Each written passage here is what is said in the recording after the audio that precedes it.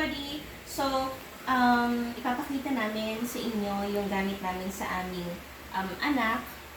Meron siyang pinakaunang gamit noon, pero dahil lumalaki na siya at mabibigat, we had to give it away na. At ito yung ipinalit namin, yung Kiko Hoopla Baby Bouncer. Napakaganda niya. Nung kinuha namin to, parang siguro mga siguro around 2 years old siya. Ngayon, turning 5 na siya, nagagamit pa rin niya. So, ito, basically, ayan, upuan siya. Anak, come here. Sige, extra natin yung anak ko. Anak, come here. Sit down. Sit down. Sit down. Naglalaro siya. Okay. So, ayan, chair. So, yan yung isa yung function.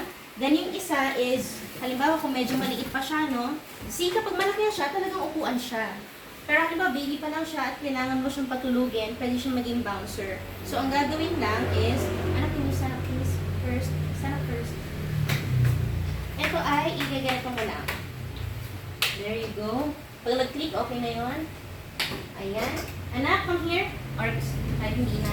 So, ayan. Rocking chair. Yes.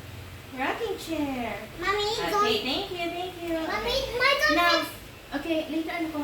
So, na sabi natin nagpapatulog, ano? Pwede natin itong ihiga. Pwede itong i-recline. So, may pipihitin lang dito sa side. Side.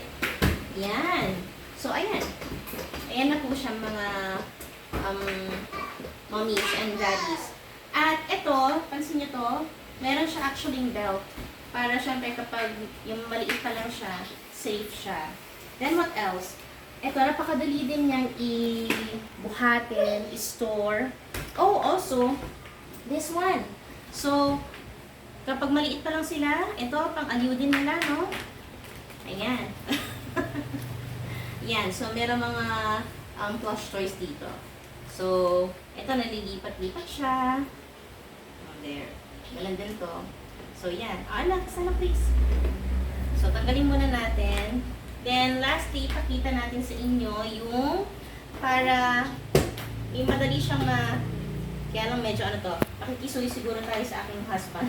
Daddy, pakipause mo muna, tapos balik tayo. 1, 2, 3. Okay. Ayan, so, sige daddy. Yun.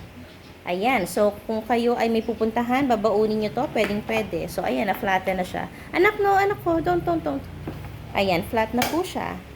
So, grabe, sobrang helpful nito para sa amin. Hanggang ngayon na magpo-5 na siya, okay pa siya. So, again, this is the Kiko Hoopla Baby Bouncer. Yan, sinapi lang din namin ito. Okay?